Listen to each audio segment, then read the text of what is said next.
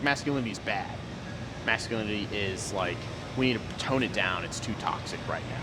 And it's not that masculinity is bad, it's that men are being taught bad things.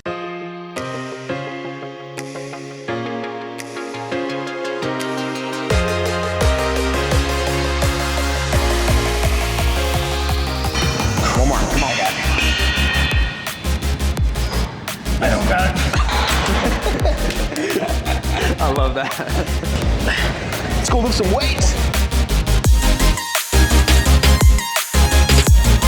Snow. It's beginning to look a lot like Christmas. It's too much. Do you want to plant some trees with us? I know thanks. Tree huggers. All right, so I'm here with Sam Sayers, producer at the Leadership Institute, and we're gonna hit a workout. That's right. You have a pretty sick job. It's probably cooler than The average. a good amount. Yeah, so what do you do? How would you describe your job? How to describe my job? Hell, no, I'm just kidding. No, my job is managing studios day to day. So I have 3 studios that I oversee, filming high-end interviews, a lot of traveling. I do a lot of traveling as well, filming in different states, at Capitol buildings, on campuses. So, what's your thoughts on masculinity? Oh man, yeah, coming in hard. Wow. Starting right off. Nowadays, you have people saying that masculinity is like making a lot of money, doing it really well for yourself, being successful, happiness, or stuff. And then there's the other end of people who are like, masculinity is bad. Masculinity is like, we need to tone it down. It's too toxic right now. And it's not that masculinity is bad. It's that men are being taught bad things. So like, instead of promoting good masculinity, we're promoting bad masculinity. So, would you say toxic masculinity is a real thing? I think there's a form of masculinity that is bad, like I just said, and you could put the term toxic to it. Sure, like being overtly aggressive, thinking you're like all that, massive ego, massive pride, like that's masculinity that I think is not healthy. That's not real masculinity, and that could be toxic. Toxic's just the modern term for bad, or just like a more specific version of bad masculinity. So it can exist to an extent, but to overuse it downplays what you're really trying to talk about, which is bad masculinity versus good masculinity. Good traits of masculinity versus bad traits of masculinity. And you just need to find what those are. I mean, and you can find them in a faith, I think more often than not, some religious structure, such as Christianity. You can maybe find them in Islam and Buddhism and all that, but everybody's got a lot of different opinions on it. And then you have the secular version of it, which is, like I was saying earlier, being successful, being in charge, being in control of your day-to-day, like down to the minute. Right. And that's the idea of like, I'm a man, I'm in charge of everything I do, which is not bad, but then that puts everything on your shoulders. Do you think it's okay to still like chase after or like pursue money in those things, or do you think like those things just become a distraction? It depends on how much you put your focus onto it. So if you think money is the end-all be-all of being a man, then that's unhealthy, because it's not. I mean, you could talk to the richest person there is, the person who's like becoming the richest person, next richest person there is, Elon Musk, Joe Rogan, Jeff Bezos. I doubt they're gonna say like the real joy they find in life, the real happiness, the real form of masculinity they find is from the fact that they made so much money. Right. It's not. Elon might say it's inventing something, it's creating something, right. And that's good. That's a good masculine trait. Right. But to create something, you can't be destroying things at the same time. Sure. So you can't have this massive pride that is going to help like destroy somebody else's mentality or ego. And I think that even goes back to like biblically speaking, like wanting to create because we have a creator. You know? Yeah, it's something innate. Yeah, exactly. It's something deep down that everybody yearns for. So like creatives are kind of hailed as like, oh, you're really doing something cool because you're creating something. And there's a reason why we all kind of think that way. You don't want to like tell them that because creatives can be egotistical. But really most people are like, oh, that's respectable. Yeah. They're creating something. And that's because you have some deep obsession or deep love for creation because of a creator that put you in his image. Do you see that in what you do day to day, like the creativity that you have? Do you think that's like kind of God's calling for you, or that's something that you can like glorify Him through? I think so. I think to extent, I mean, you on day to day, I think everybody, no matter what you're doing, on some level, you're creating something. Maybe you just don't realize it. Like, maybe every once in a while I'm creating a video, I'm creating an edit for something, or I'm creating a shot that I really like, and I get those small joys I find in there. I know you start to notice those things, which is good, because that's the type of joy that a God would want you to feel or experience. It's hard to see that all the time though, because if you're doing some mundane job, say you're doing fast food work at McDonald's, and you just like, this is the worst. You know, I hate this. Every once in a while, you're gonna like, maybe you'll create some burger, some fry, and hand it to somebody, and it's some little kid. Maybe it's that kid's Happy Meal. But if that brings a smile on your face, it's because you created something for them as well. You created this meal for them, but at the same time, you created happiness in them. So that creation is what like really, I think, emboldens people to be more and be better. I'm not a big fan of the Smith machine, but Yeah, it's got that weird pull on it. one nice thing is like, one, if you're by yourself and you don't have someone to spot you, it's a lot easier to go to failure and not have to worry about it. Yeah, that's true. Don't want to kill yourself in your basement. Yeah, exactly. Nobody You're the there. only one there. Honey, dinner's ready. Just, Dead in the basement. oh, it's been a while. It's been a while. Did you have any good masculine influences growing up that taught you how to be a good man? Yeah, I mean, that's a good question. I've always thought about this when people ask those questions, and I'm like, man, I feel like I only have one answer, and it is the cliche one. Be my dad. I mean, I think for most guys, if you grew up in a family where you had a father figure that you respected, then you're gonna say your dad at some point. And I don't think it's cringy. Yeah. I think it makes sense. He was less of the get your hands dirty trade work, like do it yourself kind of guy. I mean, he could do trade work and DIY stuff, but that wasn't like his focus when raising us. He was more focused on our intellectual and spiritual self than anything else, which I respect, and I think is rare when it comes to more relationships with fathers nowadays. But there's a level of me that wished I had a dad that was more just like, hey, let's go break down a car real quick, or let's go haul this boat. A little bit more outdoorsy, a little bit more hands-on. That's a tricky thing, because it's like, I think it's important for men to be knowledgeable and capable. I think that's why people like James Bond so much, right? Is because he can do all these things. Oh, James Bond. Because he's like, he knows everything. He's capable with Right, everything. To right. some extent, you know? The ideal of a man is to be able to take care of any situation and looking cool as hell while you're at it. Exactly. And getting the babes. Sorry. Yeah. I was talking with my buddy the other day, and he was saying like, those types of things are a good servant, but a bad master.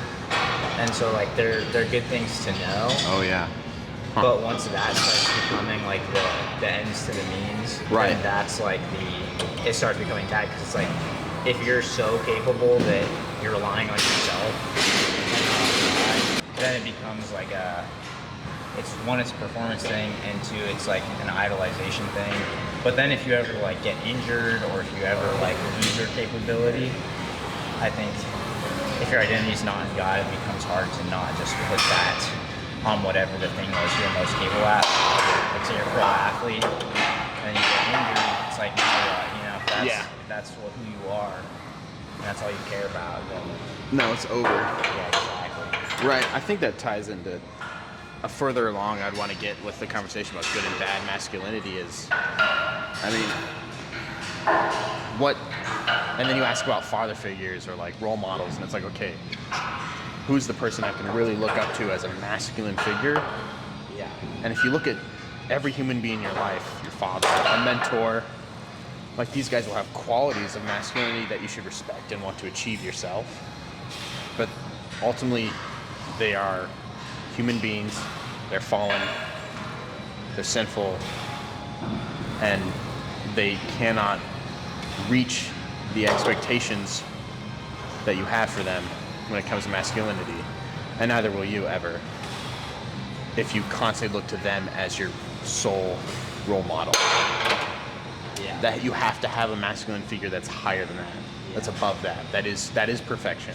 Yeah. So you have to find that, and Yeah. it's usually God or Jesus as God as man, Jesus. Yeah. I mean, we want to look towards the perfection that he was, not that we could achieve it, but that we can glimpse at the perfection of the masculine traits that he has laid out. Yeah. Because, you know, and then every guy is going to look at the Christian faith and go, Jesus is kind of a wimp. It's all about loving and being subjugated to a God, subjugated to some faith or religion. It's like, that's not the case. Right. Love is not subjugation. Right. Caring is not subjugation. Right. Yeah, see, that's hard because it's like, that means James Bond isn't very manly. Like, if you're taking it from that standard, like, yes, he's super capable. Oh, but yeah. He's completely relying on himself. He's an orphan taken from his home with no father figure except for the government and trained to kill. Like, he can do some badass masculine things, but you don't want this guy near your kids. Like, one half of this video is interview, the other half is making sure you can get gains. So I think that's also a good topic to bring up, I think, during these is, you know, why have conversations about masculinity while you're lifting, which is kind of like nowadays like the epitome of like a toxic himbo male guy. Like, there's two extremes. People are like, oh, like, that's the coolest thing ever. Like, you gotta be jacked, you gotta be rich, you gotta be all these things. Mm-hmm. Or it's like completely the opposite. Like, if you're focused on the gym, all you care about is yourself. You know? Yeah. It's like, no, like, those are both two extremes, and neither of those are good. Right, like where's finding the balance between those two where it's a good thing, it's a healthy thing, Right. and a masculine thing. Okay, baby. You make it look easy, bro. It's too easy, actually. I don't keep track of the weight. I just lift. Does Hulk measure his strength? No. Hulk just smash.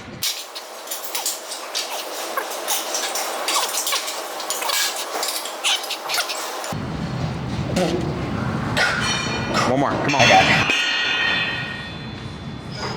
I don't got it. I love that. You had it, brother. I like the confidence. That's what you gotta keep telling yourself you have it. Yep. That's what I thought. I was like, maybe I can trick myself into thinking. Yeah. Is it at all important to be strong as a man? Yes. I mean, listen, let's get down to the basics. No offense to your crowd already, but like, men are inherently stronger. They're inherently higher density muscle mass. Oh no, I'm sorry. I'm sorry. But if that's the case, why? Like, why were we created for that fact? Why were we created to have such muscle? Well, it's probably because we were supposed to work with it to either provide in some way. Yeah. And I don't think getting strong is superfluous if you have the intent of like staying healthy, like for your family. Like if the intent is to get strong so you can better help those around you in some way, that's good. Like you just can't let the mentality of, oh, I'm getting buff because I want to look good, or I'm getting buff because I just want to like make people think, or make people look at me and think, oh, that guy's super ripped. And so it has to have a purpose, and the purpose could be providing, it could be competition, it could be like some sort of achievement of your body. And I don't think, like, as a bodybuilder that I know you are, aspiring bodybuilder, or at least you were intent on doing that for a while. Like most people would think and look at that sport and go, that's just purely for aesthetics. Yeah. And like that is how they compete. But I think it's like that with any sport. Right. Well, it's not about it, and when you really boil it down to its truth, it's not about them looking really good. It's about them becoming the best they could be in that area. And that endeavor is good. Becoming really, really good at something is a good thing. Having a talent, a gift. But yeah, pursuing some sort of gift you have. Yeah. And might be lifting weights. That's not a bad thing. And there's a lot of different conversations to get out about that. I mean, listen, talk to a Navy SEAL. He needs to be strong for what he does. David Goggins. You can't touch this, huh? It's necessary for some things. Yeah. And I've always had this thought, and it's kind of like, it might be a bit too morbid to put out there. I could be talking to the smartest guy in the world, invented something that's changed lives, and he's just brilliant. Everybody's like, this is one of the greatest men of our generation, possibly of generations. But if somebody walked up and shot him in the head, he'd be dead the next second. You know, like, I'm not saying that puts his worth down, or like, if he can't defend himself and he dies, then you just lost that man. Right? Net worth Like, 0. like life can be so short and death can be so quick that your gifts can be taken away from you. It's like, Yeah. how do I hold on to that? That's true. I think that kind of goes into trusting God to some degree too, though, because it's like you can only be so strong, you know, and you can only be so That's true. protective to some extent. Like, you gotta just trust God, because otherwise you're gonna always be living in fear, I guess. Physical strength seems to be the first one you think of, you know, but I do think emotional strength is good, Right. and mental strength, and spiritual strength for sure. But yeah, I think when I was younger, I realized like the reason I got into like sports and stuff so much is I was like trying to make up for like a lack of emotional strength with like physical strength. And I think that's something that's kind of set me back a lot, is that like whenever I'd feel frustrated or something, instead of dealing with the problem, I'd just go like lift weights or do sports or whatever, Right. you know. And I think that's better than some things. Oh yeah, you could have taken your emotions out on something completely different, and it would have been a way worse outcome. Right, but now I'm trying to like, I guess, deal with not having learned that as a kid, you know, and Yeah. trying to learn that now, and just to like be upfront with myself about my emotions. Yeah. Well, and you're touching on the topic that like is obviously front and center when you're talking about masculinity now and toxic masculinity. Like, people wanted to say that it's because men are repressing of their emotions, and it's like, to an extent, they're not wrong, but it's the solution is not to then tell them that they have to be completely emotional all the time, and that's more masculine, or that's what a real man's like, because it's not. I mean, what is the innate thing that made us want to, as men, not show those emotions in the first place? It's not because of what our fathers taught us. Not for me, at least. Like, my dad never once was like, hide your emotions, or don't show them, or be a man. He never was that explicit about those things. I just decided I didn't want to show people my emotions. Like, what is it inside a man that makes him want to do that? Yeah. Who knows? I think it's healthy to tell people what you're thinking and feeling. Right. Your strength physically, Yeah. emotionally, and mentally is limited by your here on Earth. Yeah. No, like, there's nothing you can solve by being strong in any of those three things all the way. Well, emotionally, yeah, mentally and physically. There's only one thing that's like out of this world, now there's flesh, that you need to be strong in, that really will give you strength eternally. And that's spiritually. That's your spirit. Because your mental capacity, your physical capacity, your emotional capacity will end. So what else is there? And if you don't think there's a spirit, that's tough. That's going to be tough to live with. You're going to get to a point in your life where you're going to realize, man, everything else is failing on me. What else is there in life that's like forever eternal and everlasting? If you don't even realize that it's a spirit, you're not going to find it. Because that's the only thing outside of your control. Yeah. It's in your control to accept the Holy Spirit into your life, but to retain it, that's tough. Yeah. That's sick. That takes strength. Yeah, and I think like ultimately, it's like, what's the point of any of these things if spiritual is all that matters? But I think those other three are kind of the way that you have to execute them. Spiritual strength needs to be executed through like emotional, mental, and physical strength. Well, if your spirit can fuel those three, then you're doing the right thing. Yeah, because we have bodies. We're here on Earth, you know. We have to deal with the fallen world. It exists. Like, you can't ignore the reality of those situations. Yeah. It's just whether you're going to accept the reality of the fourth thing, the spirit, to then influence those other three so they can be the best they possibly can be. And I mean Holy Spirit. I'm just saying spirit over and over again. I do think that like God put a drive and desire for us to be strong, and I think it's okay to be proud of that. You know, so it's okay to enjoy, you know, working out. I think that teaches a lot of other strengths.